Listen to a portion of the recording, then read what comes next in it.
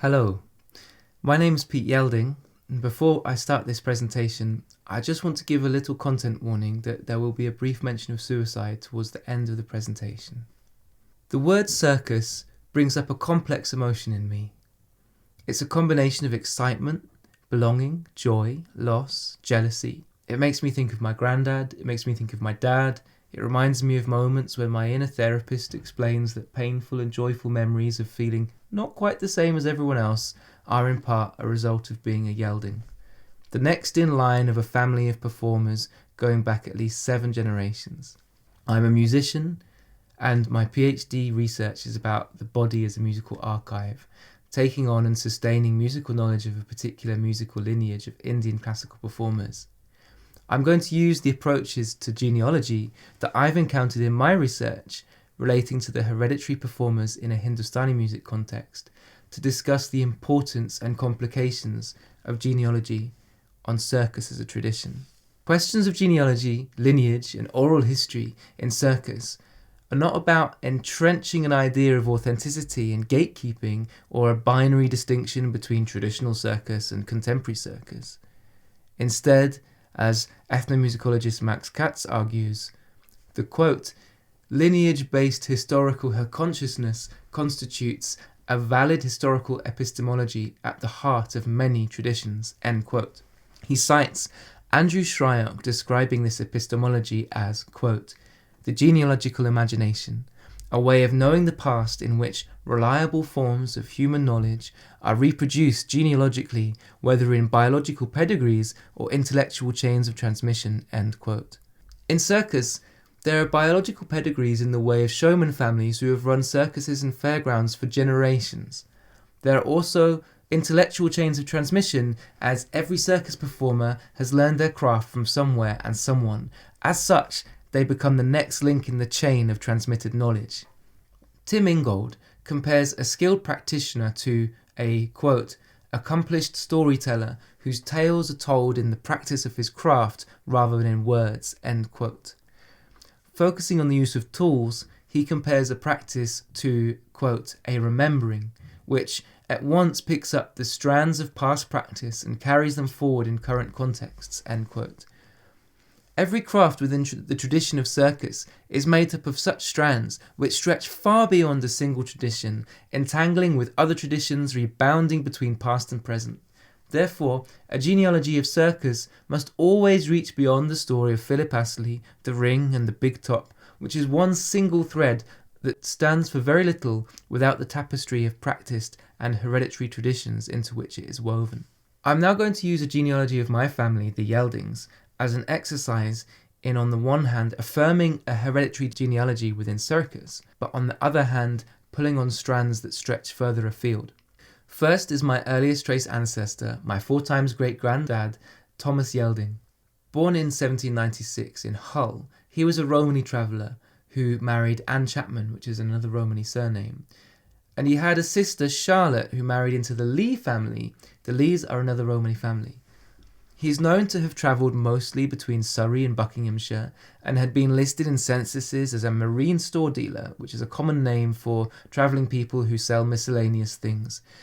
An artist, a musician, a showman, and a traveller with an exhibition.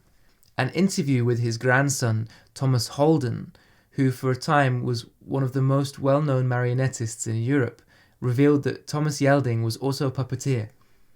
He'd given his puppets to his son-in-law, John Holden, who married Thomas Yelding's daughter, Anne Yelding.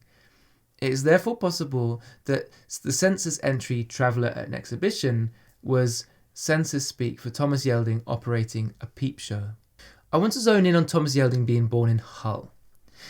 There's no other record of my family in Hull, so what were the parents of Thomas Yelding doing there?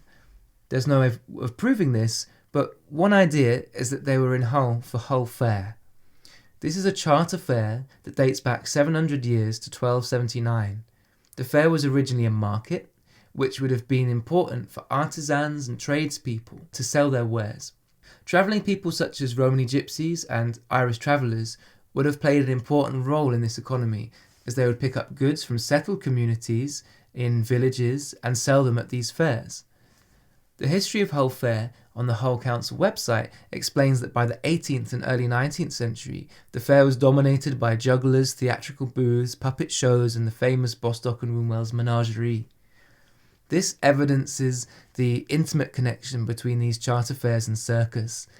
They were sites where the craft and skills that would become fundamental to circus were practiced before and independently of Astley's ring. Moreover, they became key sites for circuses and menagerie tour schedules. The subsequent role the Yeldings played in circus and the families with which Thomas Yelding and his sister married complicates the narrative in circus history books that distances showmen from gypsies.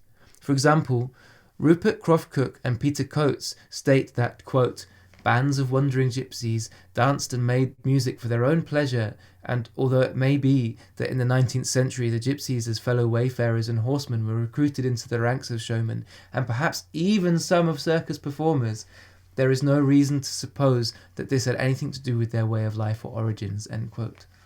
Famous circus proprietor Lord George Sanger, in his memoirs, first published in 1910, even states, quote, now I want to correct here a very popular error, namely the belief that in those early days the gypsies were showmen and most of the showmen gypsies. Nothing could be further from the truth. The gypsies, it is true, went from fair to fair, but it was as horse dealers, hawkers of baskets and tinware, workers of the lucky bag swindle, fortune tellers, and owners of knife and snuff box shies. The showmen proper always kept themselves apart from the gypsies, who invariably camped in a different spot to that occupied by the caravans. I do not think I ever saw genuine gypsies acting as showmen, end quote. Now, Lord George Sanger, who titled himself Lord, he was not actually a lord, never mentioned in his memoirs that his wife, Ellen, or Nellie Chapman, who had for a period been a lion tamer with Wombwell's menagerie, was herself Romany. He explains that they had known each other since childhood, and that his father and her father had known each other as they were both travelling with peep shows. So we have on the one hand Sanger's narrative that the showmen kept themselves well separate from Romany families, such as the Lees and the Rossiters, at the fairs, but on the other, evidence that showmen were marrying into and were themselves Romany. The influence of Romany on circus as a tradition can also be seen in its slang language parlare, stemming from the Italian parlare, which features several Romany words: Pani for water, chavi for child, grai for horse, dig for look, jib for language. Parlare also featured Yiddish and Cockney slang. It became widely adopted in numerous underclass communities, and has in more recent years become more widely known as Pullari, still spoken in some queer communities. And I've got family in America who are still speaking Parlare only one generation ago. Lord George Sanger's wife, the lion tamer Ellen Chapman, is related via marriage to the next generation of Yeldings. One of Thomas Yelding's daughters, Emma Yelding, married Robert Fawcett, who founded a Fawcett Circus, but not the Fawcett Circus. They had a daughter called Anne, named after her grandmother Anne Chapman. This Anne Fawcett married lion tamer Ellen Chapman's brother William. For Robert Fawcett, tragedy struck in Sheffield after a gang stormed the ticket booths. They entered the ring and manhandled their daughter Carrie Fawcett. Carrie was rescued by clown George Lapirole, and the rest of the Fawcetts fought the gang and got them out of the tent. However, it was too much for Robert Fawcett, who died of a seizure. This incarnation of Fawcett Circus was then sold to the Sangers. The Sangers ran a successful circus through most of the 19th century before settling in Margate and setting up what would become Margate's Dreamland theme park. It was Emma Yelding and Robert Fawcett's son, also called Robert, that founded the Sir Robert Fawcett Circus that is still running and that we know today. One of the sons of my 3 times great-grandparents, John Yelding and Martha Fawcett, was called Henry. He was an acrobat who married a Kate Hannaford. Kate Hannaford went on to perform as a bareback horse rider at Cirque Fernando in Montmartre. She was recognised for her red hair and became the feature of a number of French painters' works, including Au Cirque de Fernando by Toulouse-Lautrec. I have a picture of my 2 times great-grandfather, also called John Yelding, standing on a horse. In 1875, he married a Laura Julian, who was the daughter of a circus runaway. They had 9 sons and 2 daughters.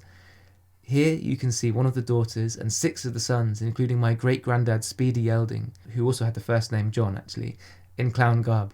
And here is another picture of another of the two sons with daughters of the Fawcett family, standing on a horse. It seems a large number of my family photos involve being stood on a horse. So Speedy Yelding, my great-grandfather, only had one child, my granddad Derek Yelding. Derek Yelding left school at 14 to carry on the family trade of performing, building and setting up his own Punch and Judy show. He was a puppeteer and ventriloquist who toured all year round doing music halls and variety shows. He taught late ventriloquist Keith Harris of the famed Green Duck, Orville, how to do ventriloquism. He was also billed with comedians of the time such as Morecambe and Wise, and was offered airtime on television, but turned it down because he didn't see TV as the right medium for puppets. I'll always wonder if he regrets that decision. Nonetheless, here is a picture of my granddad recreating the boxing match of Muhammad Ali and Henry Cooper as puppets. I've cropped the image to cut out the puppet of Muhammad Ali, because despite being proud of the fact that they met, I find the puppet of Ali to be racist, and I can't imagine Ali was impressed with his representation in puppet form. My granddad was the first person not to marry someone from a circus or show business family.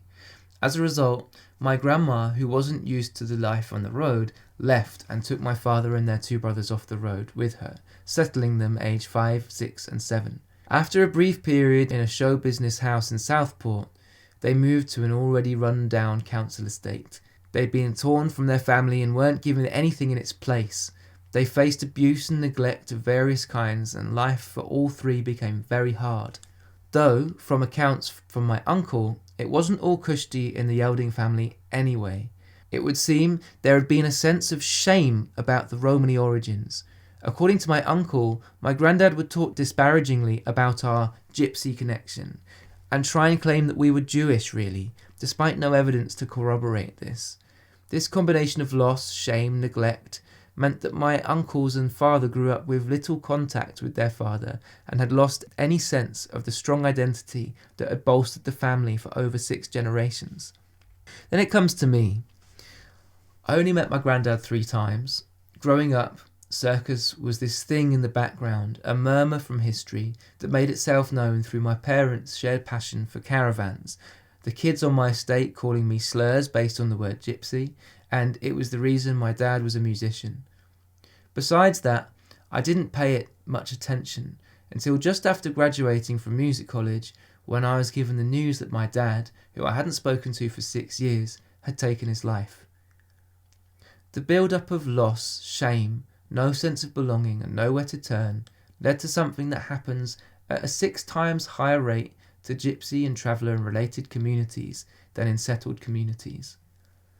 Since then, I've worked with my mum to piece back together the story of the Yeldings, who were once one of the most prominent circus families, and what has struck me is despite my distance from the tradition of circus, I can't juggle, and as yet I've not learned to ride a horse, there is so much that I find resonates with my life as a performer.